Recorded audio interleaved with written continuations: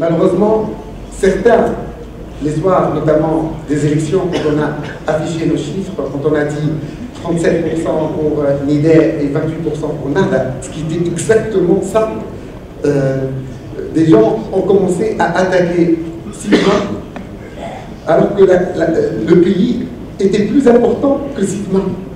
Et il fallait juste attendre et être, disons, humble devant le travail des centaines. Pour faire le travail qu'on a fait, c'était des centaines et des centaines de gens qui se sont déployés sur le terrain. Je les remercie énormément, énormément, énormément. Maintenant, la Tunisie en chiffres. On va commencer par la démographie, c'est très important. Alors, dans tous les pays du monde, on market la naissance du 11 millionième. Et nous, le 11 millionième tunisien est né il y a quelques mois. Les médias, on ne sait pas mettre en valeur ce genre de choses. Ce genre de choses, vous vous dites, c'est futile, c'est pas bien, c'est les médias qui s'amusent à créer du buzz sur rien. Non, ça fait plaisir. On aurait filmé une clinique, une maternité, où on aurait filmé le probable 11 millionième tunisien vivant sur notre sol. Bon, en tout cas, voilà, nous sommes 11 millions. Alors, je dis ça aussi parce que beaucoup de gens disent nous sommes 13 millions, 14 millions, 15 millions. Non, arrêtons, nous sommes que 11 millions, y compris les Libyens qui vivent sur notre sol pour plus que 6 mois en continu. Et ils ne sont pas 1 800 000 comme on pense certains, ou 2 millions, ils sont plus de 300 000 en permanence avec nous. Il y a beaucoup de délire statistiques en Tunisie qui naît du fait qu'on croit, ce qu'on vit El-Manar, on voit beaucoup de cliniques privées, on voit dans beaucoup de Libyens, on pense que toute la Tunisie, c'est libyen. Alors, 2 tiers d'entre nous vivent dans des villes. On a 2 700 000 ménages à nourrir. On a aussi 3,2 millions de logements. Donc, souvenez-vous, à chaque fois on dit il va y avoir un crash immobilier, l'immobilier va se casser la gueule en Tunisie. Combien de fois on l'a dit? Combien de fois on l'a dit? Pratiquement ça fait 30 ans, tous les ans on entend. Mais il n'aura jamais lieu avec ça. Jamais. Jamais. Bon. Je passe sur les raisons fondamentales. La présence d'une BH, la présence de cimenterie, la présence de l'AFH, la présence de beaucoup de promoteurs publics, SNIT, Sprols, etc. Même s'ils sont un peu, aujourd'hui, un peu bancaux, mais le public détient pratiquement 40% du marché. Avec ça, c'est impossible qu'il y ait un crash. Il suffit de dire à la BH arrêtez, à la FH d'arrêter, à la SNIT d'arrêter, ou augmenter, ou lâcher, que le marché se régule à 2, 4, 5, 6%. Et le crash est évité. Tout le temps, tout le temps, tout le temps. Donc, il y a quel crash? D'ailleurs, il n'a jamais eu lieu. Bon, et on n'aura pas. Alors maintenant, je viens à la tunisianité. Parce que si j'ai parlé tout à l'heure de tout le système CNEL, cimenterie, AFH, SNIT, etc., ça c'est typiquement tunisien. Ça c'est typiquement quand l'État était un État stratège qui pense à venir, qui fait accéder le maximum les gens au logement. Parce que en Algérie, c'est pas du tout ça. En Égypte, c'est pas du tout ça. Et c'est ça la singularité tunisienne dont je parle tout le temps. Vous m'entendez dans les médias en parler. C'est aussi cette singularité tunisienne qui fait qu'on soit 4 seulement à la maison, en moyenne. Enfin, il y a la 0,5, de temps en temps ils traînent à la maison. Mais en tout cas, il y a 4 membres à la maison. Que 4. C'est exceptionnel au monde arabe. 4, c'est la famille cellulaire, petit auto, petit appart, petite vacances. petit cours particulier, la santé, des médicaments, des études pour les enfants. C'est ça. Et quand je dis comme ça, c'est pas par condescendance que je dis petite, petite, petite. C'est parce que c'est ça la force de la Tunisie. C'est cette fameuse classe moyenne. On dit aujourd'hui, oui, mais il n'y a plus. Alors j'entends, il n'y a plus de classe moyenne. Mais c'est relatif. On a notre classe moyenne. Et c'est elle qui nous protège de tout. Absolument de tout. La singularité tunisienne vient de la classe moyenne, qui n'est pas créée comme ça, c'est parce qu'on l'a pensé. Parce qu'il y a eu le planning familial. Parce qu'il y a avant le planning familial, il y a le code de statut personnel. Parce qu'avant le code de statut personnel, il y avait des gens qui ont milité pour l'émancipation de la femme. Et parce que la Tunisie était inscrite dans la réforme, l'esprit de la réforme, qu'il y a eu, qu'on a pensé à l'émancipation de la femme. Et c'est parce qu'on a un ADN tunisien qu'au début du 19e siècle, il y a des gens qui ont pensé que le pari sur la modernité était possible. Première constitution, monde arabe, etc., etc. Tout ça c'est lié. Et c'est ça qui fait la singularité de la Tunisie et de la société tunisienne. Ce qui s'est passé en Tunisie n'existera jamais dans le monde arabe. Jamais comme ça, comme on le fait. N'oubliez pas qu'en janvier 2011, on ne pouvait même pas se réunir comme ça, probablement. Si, enfin, c'était pour Open Sigma de 2011, qu'on l'a maintenu. Et il y en a qui y ont assisté. Alors, la croissance démographique, oui, on est foutu, on fait que très peu d'enfants, et peut-être même que nos générations ne vont pas se renouveler, etc. On aurait fait... voilà, c'est simple. On n'aurait pas fait le planning familial, on aurait été exactement dans le cas syrien, 21-22 millions de personnes. Double de notre démographie. Imaginez la Tunisie avec le double de notre démographie. Qu'est-ce que ça donnerait?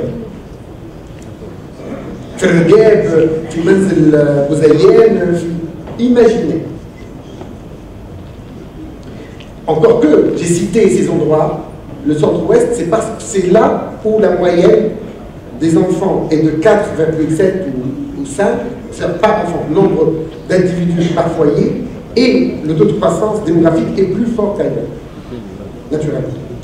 Alors l'espérance de vie, elle est aussi la conséquence de cette condition à la tunisienne, c'est-à-dire la santé, la médecine, les facs de médecine, 4 universités de médecine, etc. La retraite, un système de retraite, est-ce que c'est viable?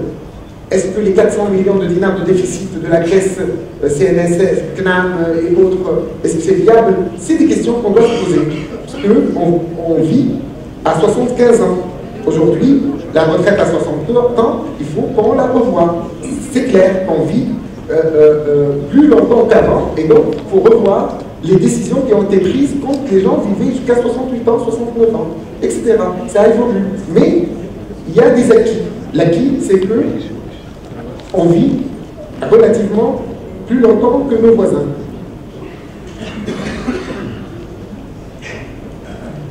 Maintenant, je veux pas vous abreuver de chiffres comme ça, mais regardez juste le moins 4%. S'il y a une région qui perd sa démographie, c'est qu'il ne fait pas bon vivre. Et ça, ce n'est pas un problème ni des entreprises privées, ni des personnes physiques, ni des professionnels, c'est un problème d'État. L'aménagement de territoire est un problème d'État. Le désenclavement des zones intérieures est un problème d'État. C'est l'État qui doit prendre sa responsabilité. Un chiffre comme ça, ça fait peur. Ça veut dire que ça se vide. En fait, si on regarde le centre-ouest, le nord-ouest, vous savez ce qu'on trouve? Que la moyenne d'âge, qui est de 29 ans en Tunisie, est les plus élevée au nord-ouest. Parce que les jeunes partent à Djerba pour l'hôtellerie, partent à Sfax pour la cueillette quand il y a la saison des cueillettes, etc. Et partent dans souvent dans les chantiers. Et partent aussi étudier dans d'autres villes, partent travailler dans d'autres villes, dans d'autres bureaux, dans d'autres services, autres que les leurs, autres qu'à Siliana, Kef, Béja et Jendouba. Et ça pose un vrai gros problème. Pour un Libanais, on aurait été des Libanais, on aurait mis la capitale à Adam, tellement qu'ils aiment la montagne. On a un bonheur de nord-ouest et on se permet de le quitter.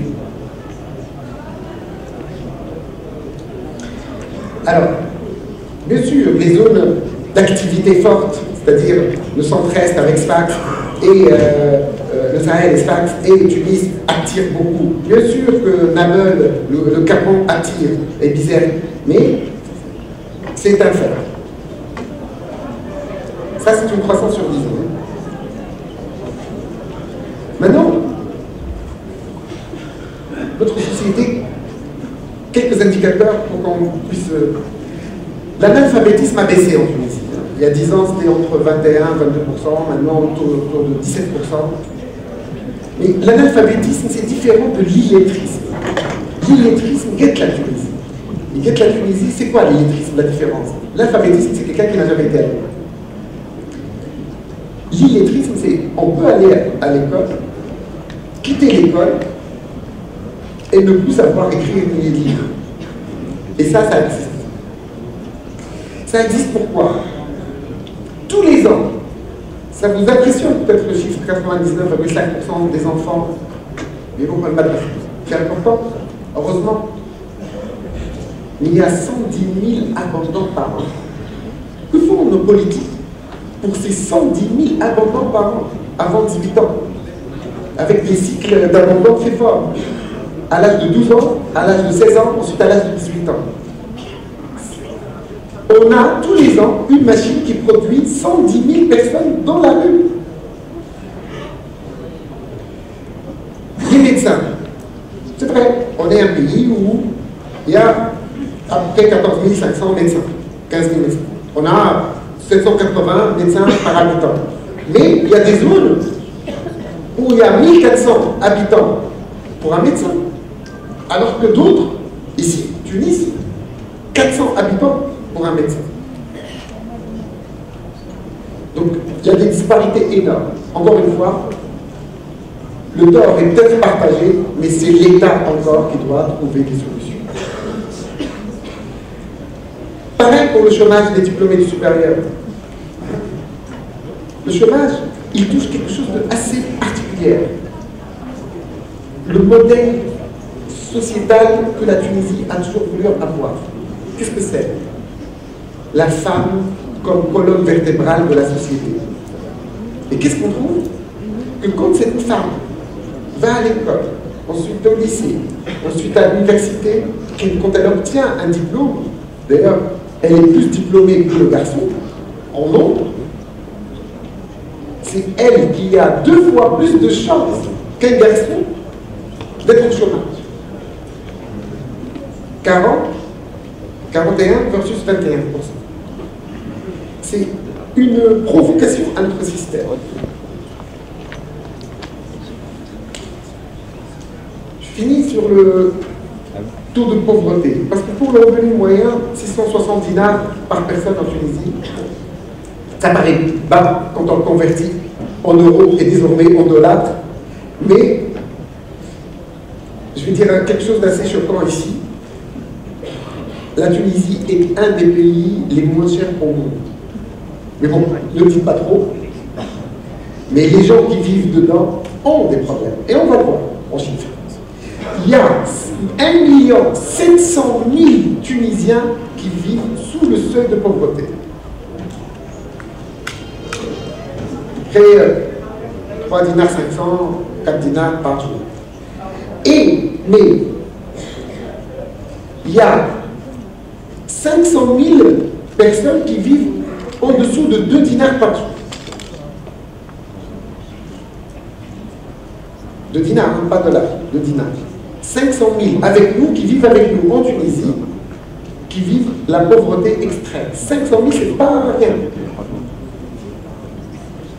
Ils peuvent se faire sauter pour $1 de plus. Ils peuvent embarquer dans une barque et mourir avant d'arriver sur les côtes italiennes pour rien. Ils peuvent, quand ils se font sauter, faire sauter d'autres. Là, je viens à un problème d'une acuité importante. Quel était le problème en 2014 en Tunisie? Sur le plan économique, on va le voir tout à l'heure. Principalement, le manque d'investissement. Vous savez, la Tunisie repose, l'économie tunisienne repose sur 3 moteurs. Le moteur numéro 1 est de loin l'investissement, ensuite l'exportation, ensuite la consommation intérieure. La consommation.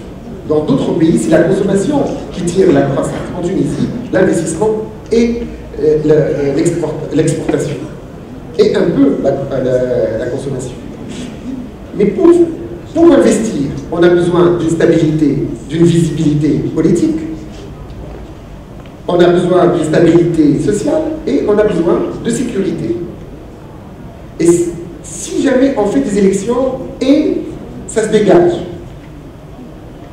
mais si les grèves continuent et la pression sociale continue et la stabilité sociale continue, l'investisseur n'investit pas. Aujourd'hui, le taux d'investissement, il est de 18% en Tunisie. Un des plus bas de l'histoire de la Tunisie. Jamais. Avec 18% d'un taux d'investissement, on n'ira pas loin. On crée 0 emploi.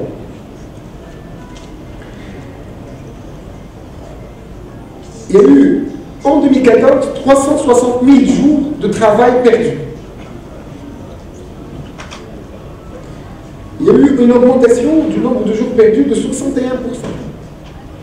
Le nombre de participants dans ces grèves a accru, il a doublé. On se demande pourquoi, comment. C'est vrai, dans les démocraties classiques, n'est-ce pas, sur Air France, qu'est-ce qui se passe dans le monde? C'est que les années des élections, il y a des grèves. On met la pression. On n'y a pas échappé. On met la pression sur le gouvernement sortant et le gouvernement pour obtenir des... Mais c'est au détriment de qui? De l'économie, des gens, du chômage. Améliorer les conditions de travail, soi-disant, c'est la première raison quand on pose la question aux gens. Payer les salaires et ses dérivés, 33%. Il y a beaucoup d'entreprises qui n'arrivent plus à payer leurs salaires.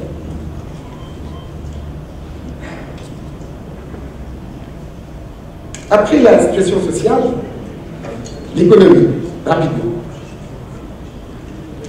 Bon, on fait une croissance inférieure à celle de 2013, 2,4. Vous savez très bien que cette croissance-là ne permet pas de créer d'une manière durable des emplois. Hein, créer de l'emploi, il faut bien plus que ça. Et on n'est pas arrivé au seuil qui permet de créer de l'emploi, même si on a l'impression d'avoir créé de la richesse. Juste, je vous fais une petite gymnastique arithmétique. Si l'agriculture croît de 20% avec les conditions atmosphériques, c'est-à-dire, c'est même pas l'être humain qui a travaillé plus, donc on ne parle pas de productivité. Donc, si Dieu a envoyé un peu plus d'eau, voire un peu plus de neige, alors on a plus de blé, on a plus d'huile d'olive, on fait plus de 20%. Si l'agriculture représente 12% de l'économie en Tunisie, c'est rapide, ça fait 2,4% de contribution dans la croissance. Si on fait 2,4% de croissance globalement, ça veut dire que les autres secteurs, les services et les industries manufacturières, et surtout les industries extractives, minières et pétrolières, ont fait 0. Et 0, et donc le 2,4 est du fait de qui? Des hommes? Non. C'est le climat. Et c'est comme ça qu'on vit en Tunisie. On fait un gouvernement mou, pas de projet, pas de... on vit.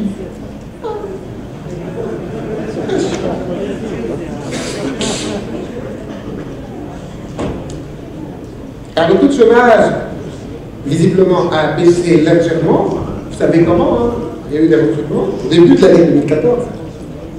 C'était la suite des recrutements qui avaient eu lieu avant. Vous savez qu'en 4 ans, la masse salariale dans la fonction publique, elle a cru de 55%. Elle est passée de 6 milliards à maintenant 11 milliards. Plus. Je vais vous dire quelque chose de terrible. Par rapport à la croissance, là, 2,4%. Vous savez que dans le PIB, on comptabilise les salaires supplémentaires des fonctionnaires dans les services non marchands, et donc on gonfle avec la croissance, les chiffres sur la croissance. Et malgré ça, on fait 2,4%. Et grâce à qui? Grâce à Dieu. Ça veut dire que d'autres secteurs ont eu beaucoup de problèmes. L'inflation a baissé. L'endettement a augmenté. Il va peut-être augmenter plus à cause du dollar qui grimpe. Il y a eu une dépréciation du dinar, vous le voyez, à hauteur de 13,3%. Cette dépréciation, depuis le début de l'année, est trop forte. Trop forte. Parce qu'en fait, on n'en bénéficie pas. On ne vend rien aux Chinois, on ne vend rien aux Russes. C'est eux qui dînent en dollars.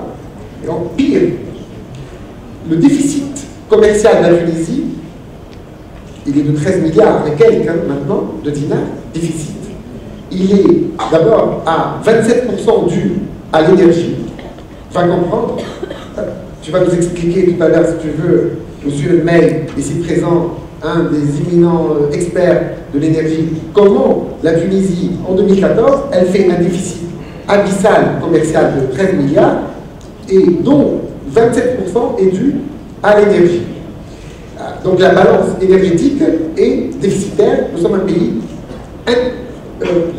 dépendant, qui n'est pas autonome sur le plan énergétique.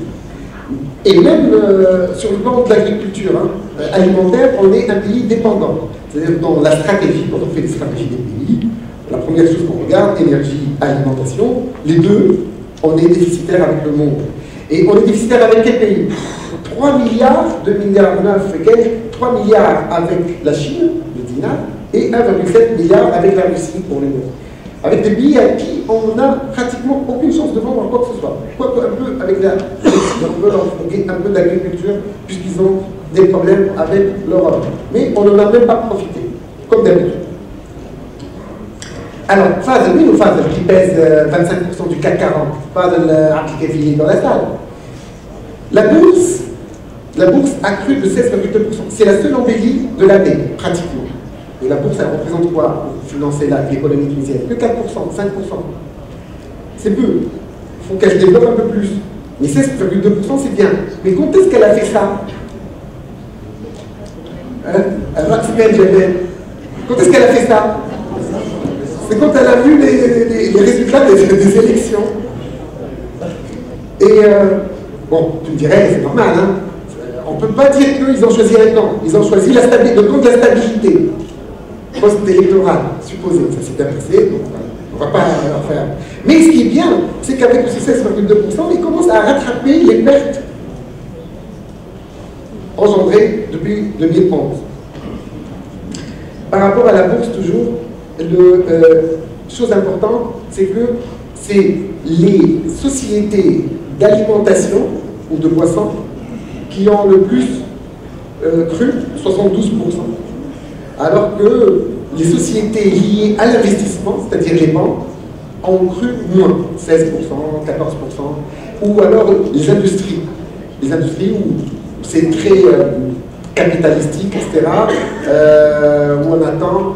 En tout cas, c'est la consommation, les sociétés qui sont cotées, qui sont liées à la consommation directe, qui ont vu leur cours augmenter drastiquement, et les sociétés liées à l'investissement, où la performance n'est visible que tardivement, qui ont connu des indices boursiers plus faibles. Ça montre qu'on est en crise. On consomme, on n'investit pas. Alors, la politique. Je voudrais rappeler juste un chiffre. En octobre 2013, nos études par sondage montraient que les Tunisiens considéraient que le pays allait dans la mauvaise direction à hauteur de 79%. Je voudrais vous rappeler dans quel état on était en octobre 2013. Al-Hiwar Watani, Wal-Himar Watani, etc. On a la mémoire courte, nous. On a oublié tout ça. On était dans la mouise, les gars. Et on s'en est sorti. Pourquoi? La singularité tunisienne. Dès qu'on est juste au bout du gouffre, on fait un pas. Heureusement, on pas devant. Hein.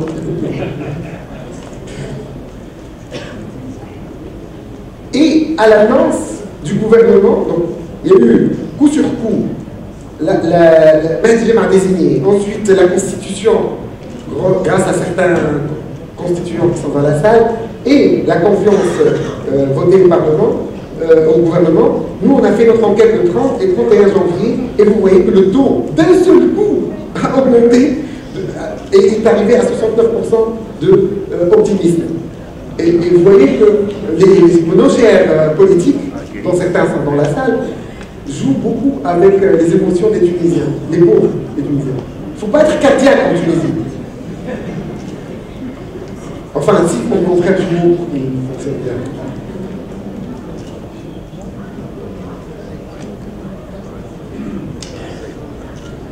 Alors, le 26 octobre, premier séisme. Séisme politique, pourquoi je dis séisme? C'est parce que c'est rare, hein. C'est très très très rare dans les pays arabo-musulmans où un parti islamiste perd des élections aussi brutalement. C'est rare pour l'islam. C'est très rare. Vous voyez là, on a, alors, je veux juste donner un peu de corps à ces chiffres. Souvenez-vous, le 26 octobre, beaucoup d'entre vous sont allés très tôt le matin pour aller voter. Pourquoi? Beaucoup d'entre vous avaient la peur au ventre. C'est la peur qui fait voter les gens d'une manière comme ça. C'est la peur d'un camp, le 23 octobre 2011, qui a fait que les choses arrivent. Et c'est la peur d'un autre camp, le 26 octobre 2014, que... Et on a vu, on a remarqué, les taux étaient plus forts le matin pour celui qui a gagné, beaucoup plus forts que ce qu'il a obtenu, et l'après-midi, ça s'est resserré. La peur a changé de camp. Vous m'avez saisi.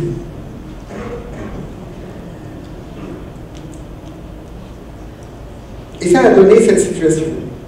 C'est pas anodin. 16 sièges pour un parti comme l'UPR et 15 sièges pour le Front Populaire, c'est pas anodin.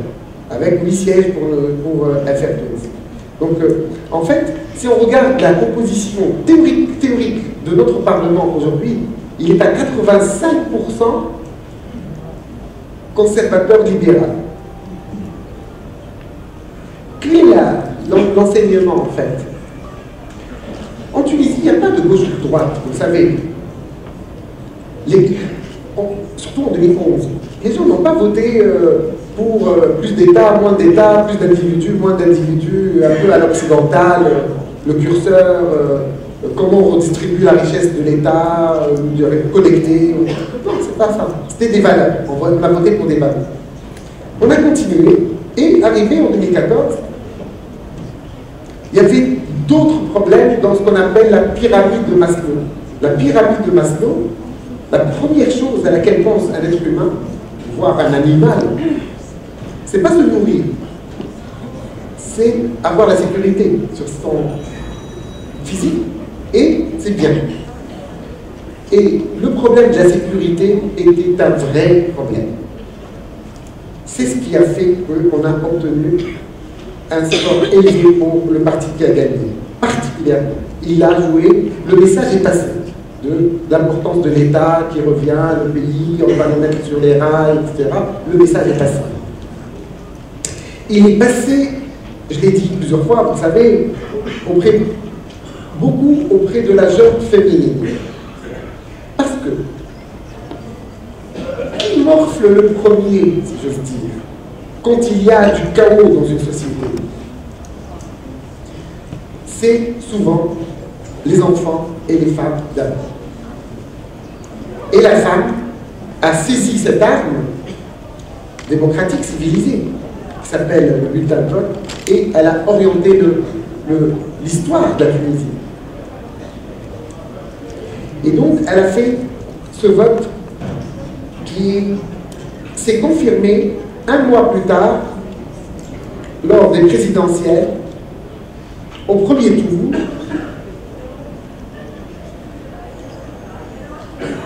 ensuite au second tour de la présidentielle.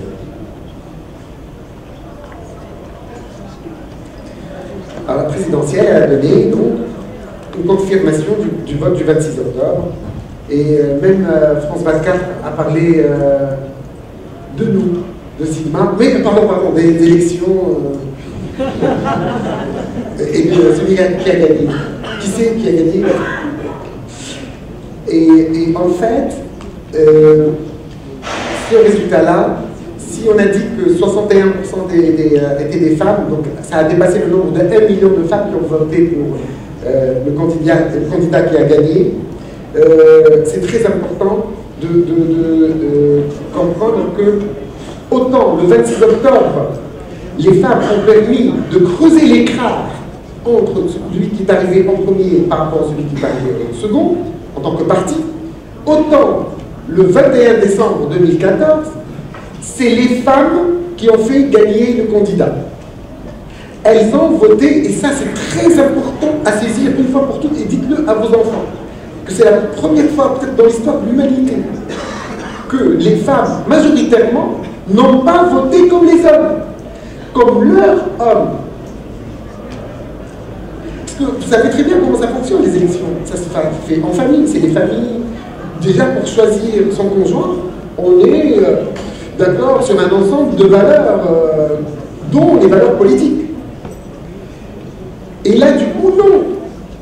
Elles ont voté différemment. On en a la preuve. C'est très spécial ce qui s'est passé le 21 décembre. Sur le plan sociologique. Il devrait y avoir plein de thèses de doctorat là-dessus.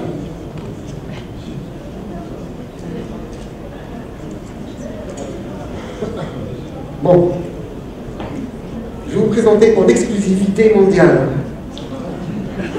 quelque chose qui va nous survivre. À nous, moi, vous, tous.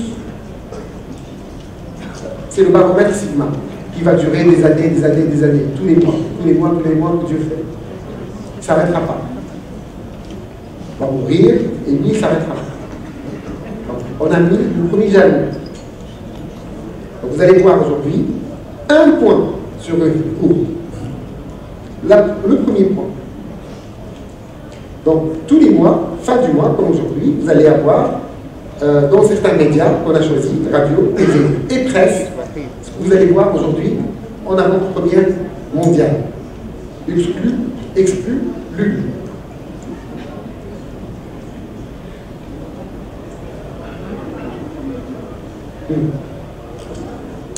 Est-ce qu'on va dans la bonne direction ou dans la mauvaise direction? Si je pose la question à la salle, à mon avis, ça ressemblerait plus à la première colonne, du tableau. Mais il y a certainement aussi à droite. Donc, regardez la différence entre les deux types de sympathisants. Wrong direction, good direction. Et vous allez voir qu'il y en a qui ne sont pas contents de comment les choses évoluent. Mais quand même, il y a 40,5% qui sont contents, qui considèrent qu'on va dans la bonne direction. Donc l'état émotionnel est quand même aujourd'hui encore, ça va. On peut bâtir. Et ça, c'est problématique. Vous savez, en politique, parlons directement entre nous, là, on est seuls. Il avait un taux de confiance dépassant 70%, jusqu'à 75% quand il a pris ses fonctions. 78% à l'époque. N'importe quel homme, entre guillemets, politique au monde, même s'il est technocrate ou chef d'une bande de technocrates, aurait utilisé cet actif, cet asset, pour faire les choses en profondeur, pour changer, faire changer. Parce qu'il a le peuple avec lui. Et ça, c'est pas fait. Encore une fois. C'est pour ça que j'ai esquissé une petite crainte tout à l'heure par rapport à la nouvelle équipe. Parce qu'il y a la théorie du mur. La théorie du mur, vous la connaissez. On avance, c'est un mur, et on ne sent que vraiment ça fait mal quand on rentre dans le mur que quand on rentre dedans. Et là,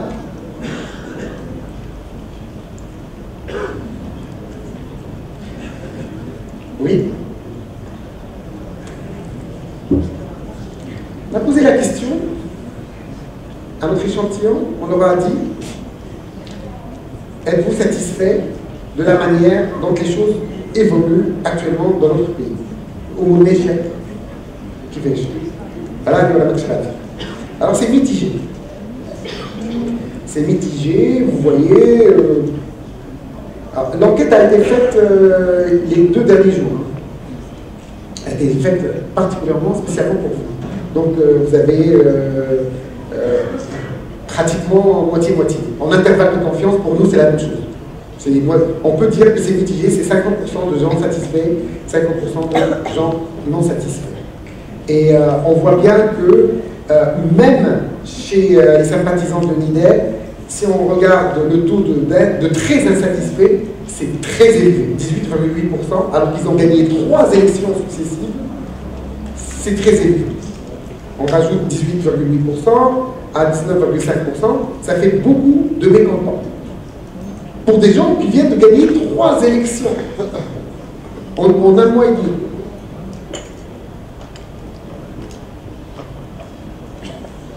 Alors on a donné quelques phrases, pêle-mêle, d'une manière aléatoire, et on a testé. En fait, ce n'est pas des questions anodines, c'est ce qui se pratique dans le monde entier.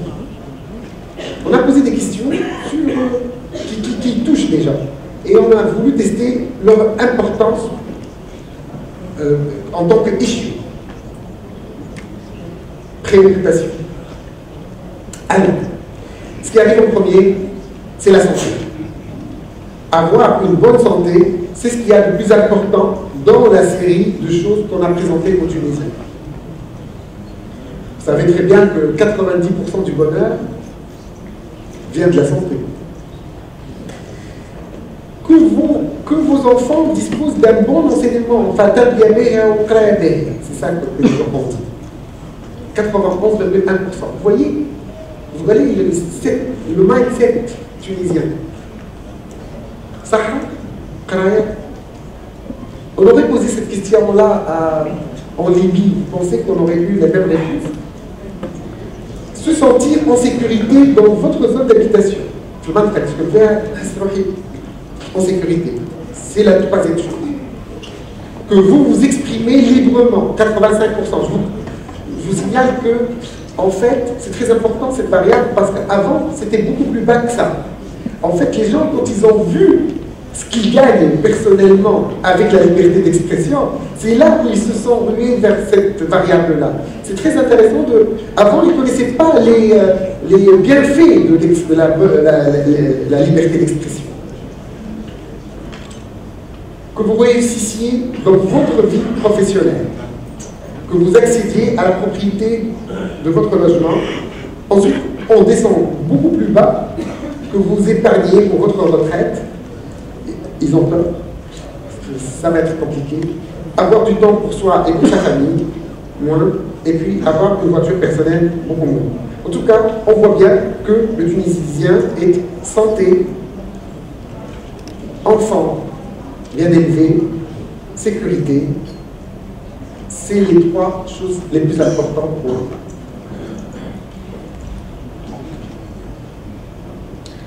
Alors, on teste la satisfaction sur des gens qui sont aux commandes, vous comprenez. Par exemple, les questions sur l'opinion ou l'image, on les pose sur des gens qui peuvent ne pas être au courant. Mais la satisfaction, on la pose sur des gens qui font un rendement. Donc c'est pour ça qu'on a choisi ces trois personnages qui sont, eux, au courant. Alors qu'est-ce qu'il en sort? Que le taux de satisfaction globale, c'est-à-dire top 2 boxes, total positif, 82% pour Mehdi Jema, 74% pour Béji et 71% pour Mohamed Nasser. Voilà, donc ça c'est un point. Dans un mois, on va mesurer la suite des événements. On va voir si ça se frite, ça monte, suivant l'actualité et les actions, bien sûr. Bien entendu, Mehdi Jema va être exclu du baromètre pour remettre Habib Sid à sa place. Parce qu'il aurait déjà commencé à, en principe, faire un rendement. La passation aura lieu, il y a des députés ici, hein, voilà, mercredi. Alors, ça c'est une question très importante. L'opinion. Quelle est votre opinion? Voilà ça. Alors, vous vous dites, mais comment on a choisi le nom des politiciens? Pourquoi il n'y a pas Gassas, il n'y a pas tel autre politicien? En fait, on a fait une enquête préalable sur ce qu'on appelle la notion de notoriété. On a posé la question aux gens. Quels sont les hommes ou femmes politiques que vous connaissez, ne serait-ce que de nom? Donc on a mis en place une playlist. À partir de cette playlist-là, on commence le test sur l'opinion. Vous avez compris comment ça fonctionne, hein? Dans le monde entier, ça fonctionne comme ça. C'est des standards internationaux. Hein? Alors, bien sûr, quand on a 4,7% par exemple pour MySexy, là, c'est pas négatif en soi. C'est que déjà, il existe dans la liste.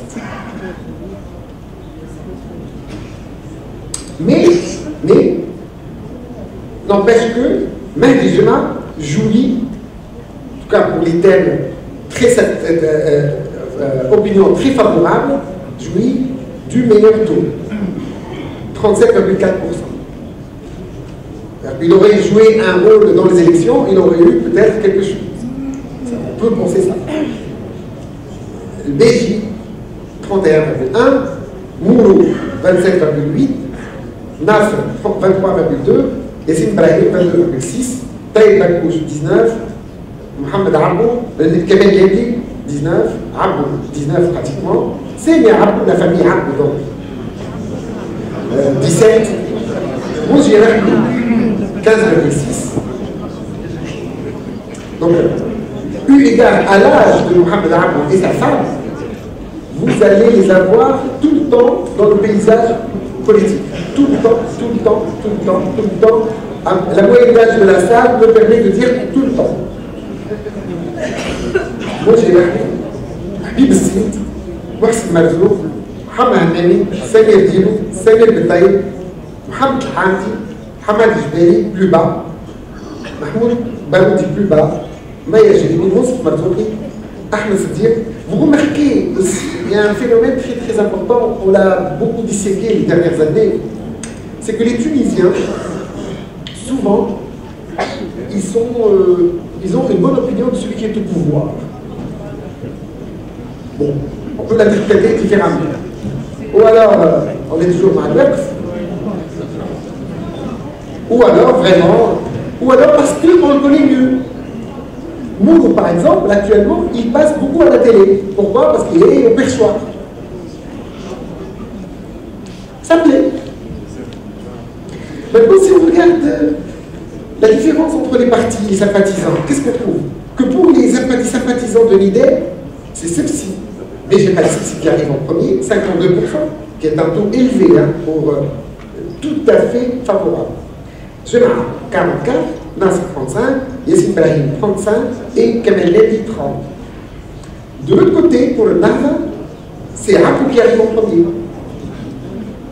Il n'est pas du parti Nahda.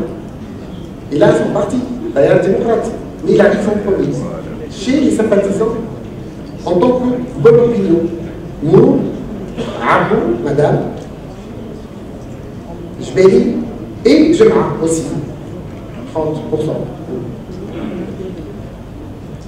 Vous remarquez que un des fondateurs du parti Nahda, Rachid Ghannouchi, il est quand même assez loin.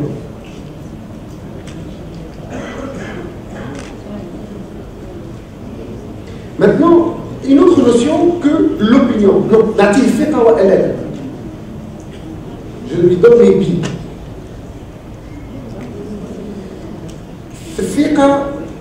BG Taïsif arrive en premier. Je lui fais confiance. Medjem arrive en deuxième, Nasr en second, en troisième, Mourou, ensuite Habib Si. Vous voyez, déjà, il commence à remonter. Là. Attendez-vous de le voir un peu mieux placé. Hein. C'est comme ça. C'est mécanique. Ensuite, chuter. C'est mécanique aussi. Donc, Yassine Brahim, Taïb Bakouch, Kemal Nemli, Abou, Samerdino. Donc, ça, c'est la notion de confiance. Et pour l'idée, par exemple, 78% des sympathisants de l'idée ont confiance en BG Taïsif, contre 55% des sympathisants d'Arda qui ont confiance en Abou. Vous remarquez que Bakouch remonte, que Yassine Brahim, Bakouch remonte à 43% de confiance chez les sympathisants de l'idée. Et Jbeli, vous remarquez que Jbeli remonte à 42%.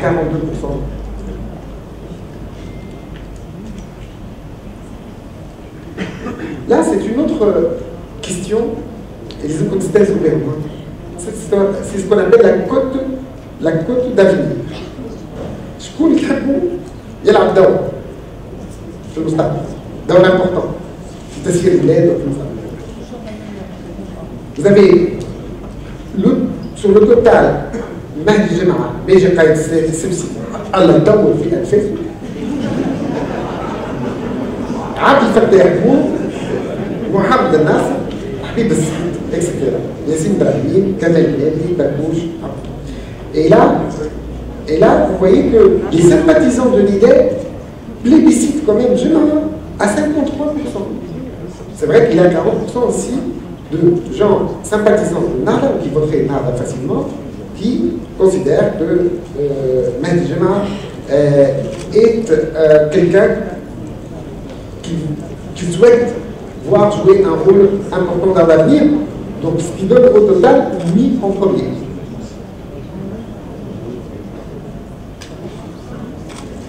Donc, si on regarde bien les sympathisants de Nahda, sur les 5 premiers noms, un seul vient de la mouvance de Nahda. Abou Tayar démocratique, les deux, Jama'a, indépendant, et Marzouki, indépendant, CPR.